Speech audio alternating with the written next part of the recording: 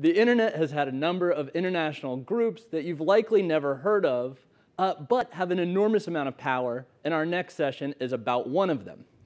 More than a decade ago, as the Arab Spring loomed large in the global imagination, 14 democracies joined together in creating what they called the Freedom Online Coalition. In addition to a slightly comical acronym, together the group created a new mechanism for countries to collaborate and build shared power to protect human rights online. As the world was watching, brave activists leveraged the internet in surprising ways to express their democratic desires. They were also watching as some governments then shuttered the internet, used sophisticated spyware to find and silence dissidents, and launched a dangerous cat-and-mouse game of innovation and repression still at play today. Now, a lot has happened since 2011, and not all of it particularly good for the free, open, secure, and interoperable internet upon which our business, innovation, democratic, and social worlds rely.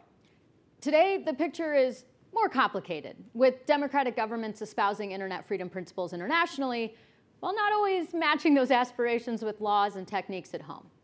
And with companies that were once scrappy startups now operating as multinational behemoths with the budget, influence, and footprint to rival nations. All of this bending towards market forces and geopolitical realities that are often at odds with the universal rights our global order is built around.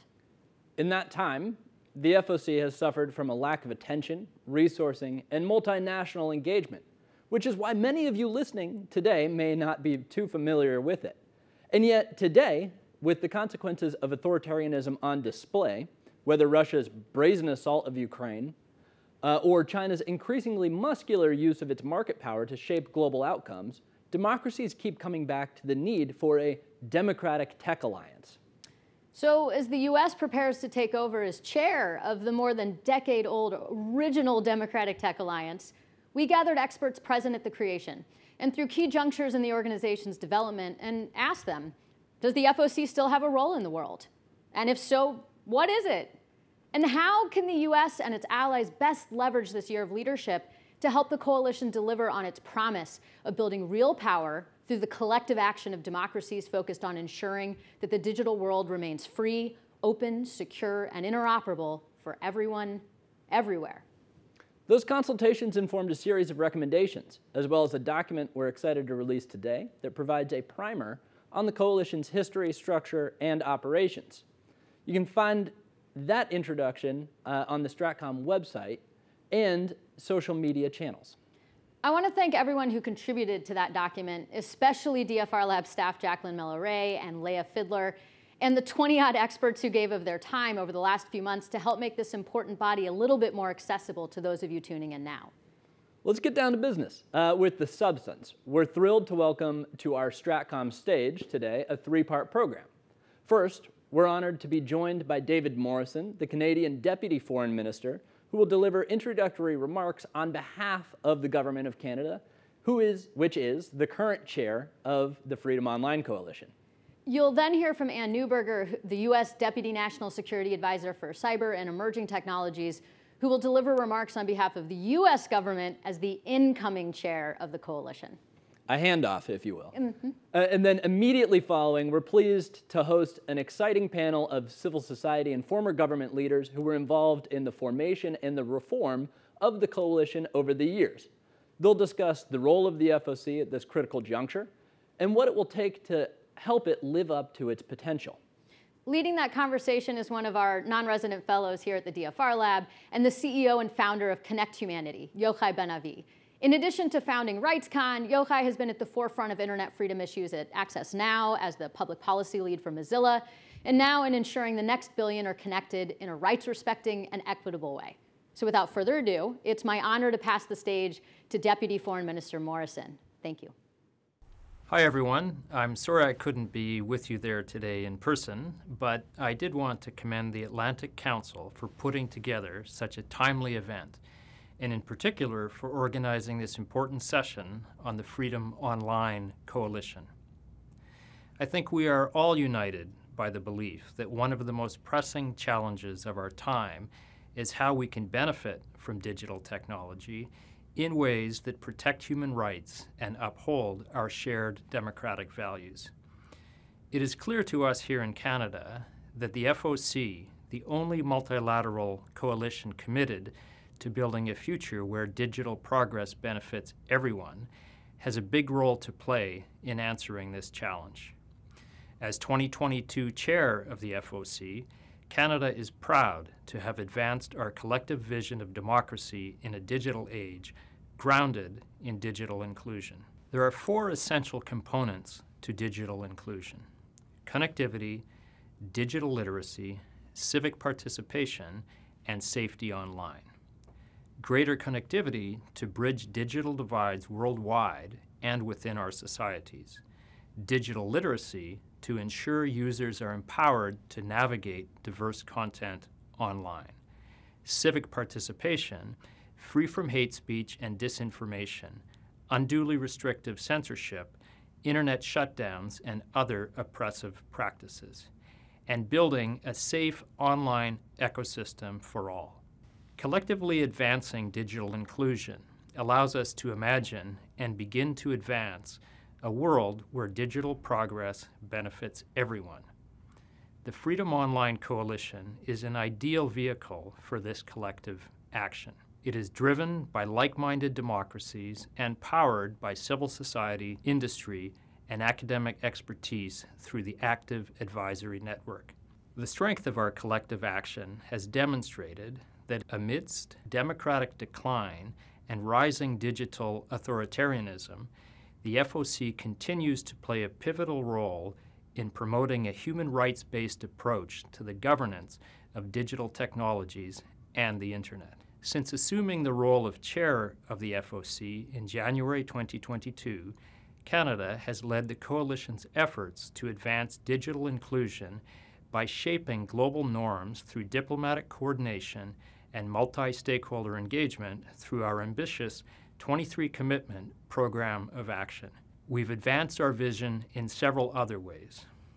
First, we've actively worked to affirm and shape global norms by strengthening and expanding diplomatic networks in Paris, Geneva, and New York to share information, coordinate positions, and advance strategies to promote Internet freedom and human rights online in priority forums. Whether it was calling out Russia's state-sponsored disinformation in Ukraine or drawing attention to Internet shutdowns taking place in Iran, we shone light on egregious situations around the world that undermine human rights and fundamental freedoms online. Second, Canada has been committed to enhancing the FOC's visibility and presence. We launched the My Digital Inclusion social media campaign to highlight the importance of advancing digital inclusion, which has since reached an estimated audience of 13 million in over 50 countries. This has also made this past year the FOC's most active year on social media. Third, Canada has been working to develop the Ottawa Agenda for Digital Inclusion this year. This was done in part by hosting consultations around the world to gather insights about challenges to Internet freedom and best ways forward.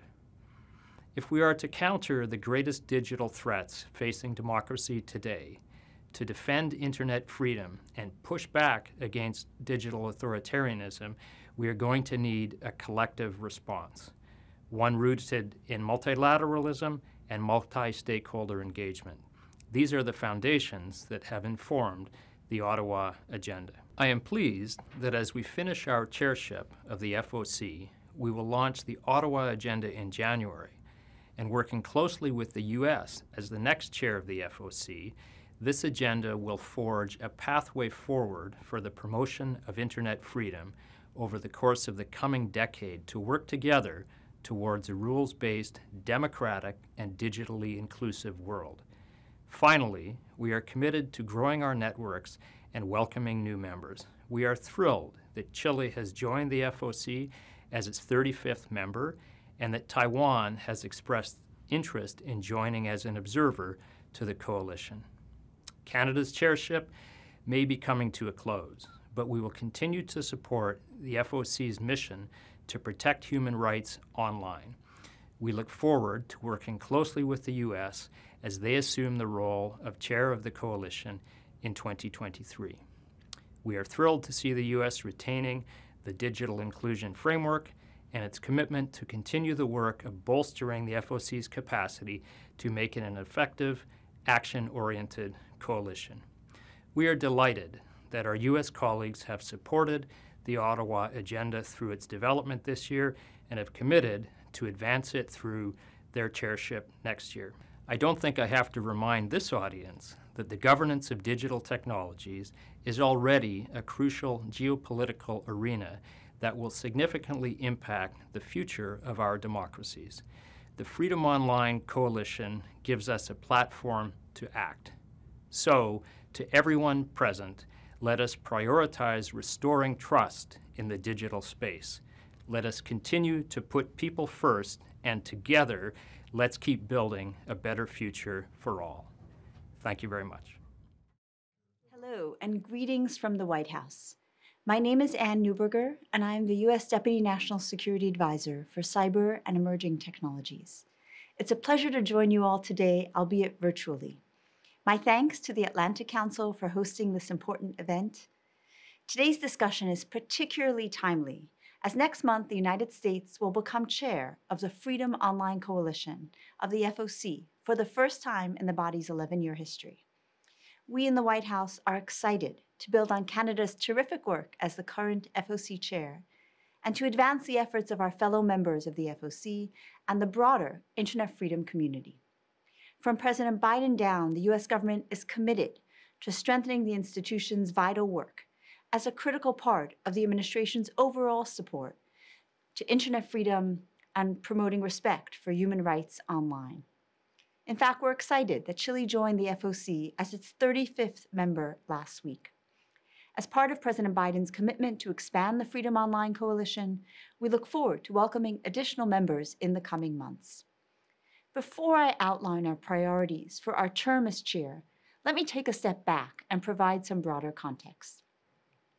When the Freedom Online Coalition launched in 2011, we lived in a time of high expectations around the liberalizing power of information and communication technologies.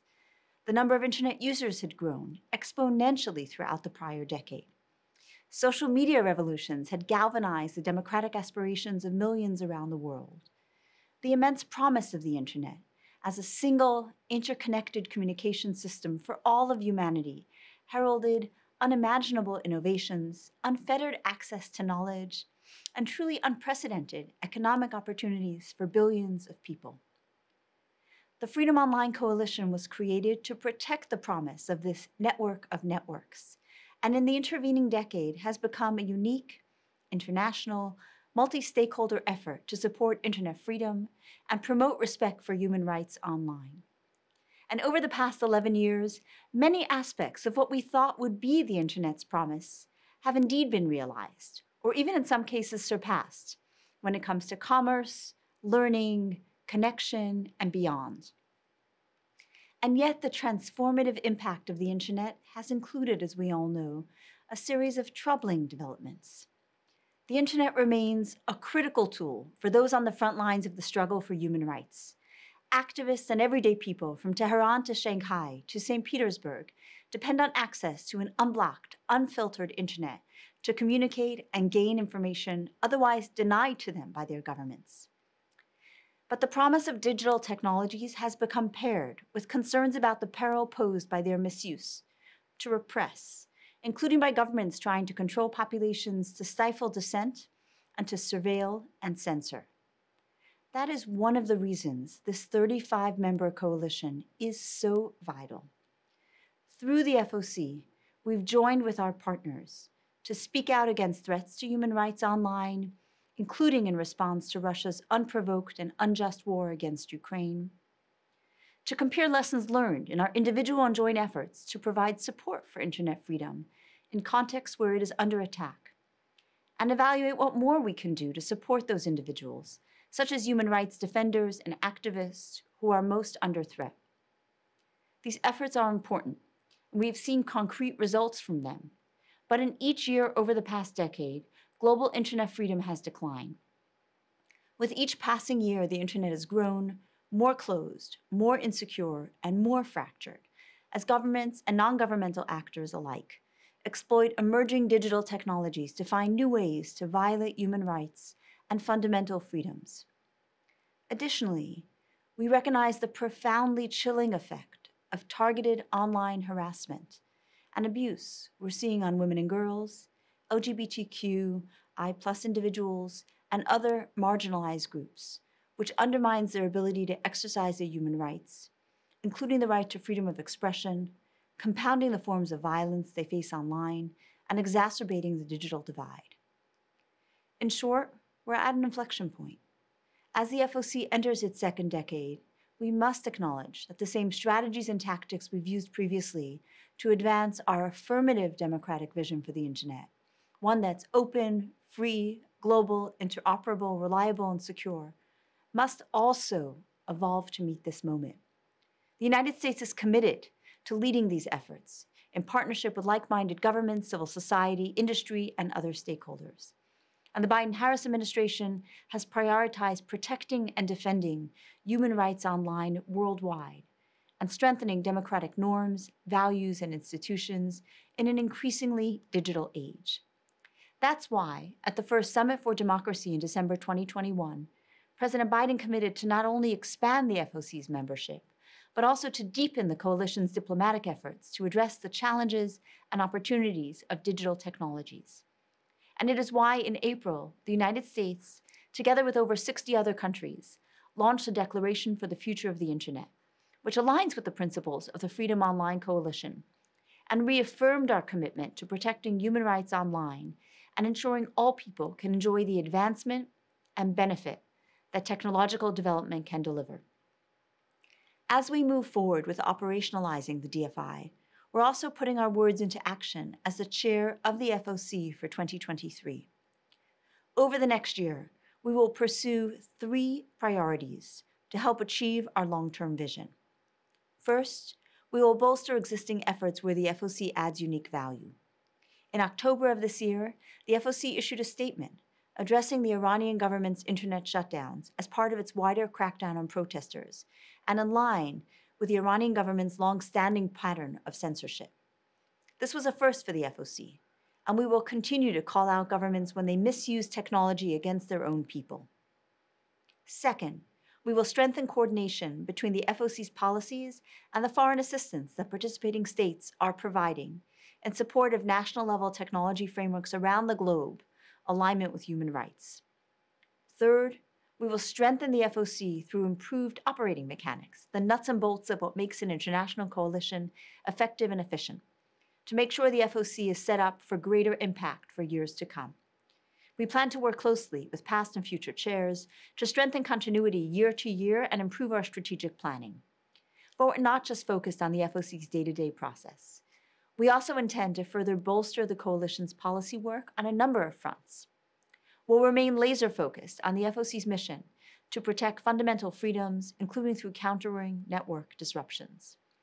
To bolster this work, we will look to improve and increase our support to efforts that increase access to the Internet and fact-based information globally. We will focus on countering the rise of digital authoritarianism and the misuse of digital technologies. The administration has already taken concrete steps to counter the proliferation of commercial spyware and misuse of surveillance technologies. We will ensure a dedicated focus on emerging technologies, namely with respect to enabling the responsible development and use of artificial intelligence in ways that respect human rights and allow all members of humanity to benefit from the incredible potential development of these technologies. We will continue our focus on strengthening digital inclusion to include efforts to support ongoing initiatives to promote safe online spaces, particularly for women and girls, LGBTQI+ persons, persons with disabilities, and other marginalized groups. We look forward to working with you all in the coming months to develop new ideas for the FOC and strengthen it as an institution. Thank you, and be well.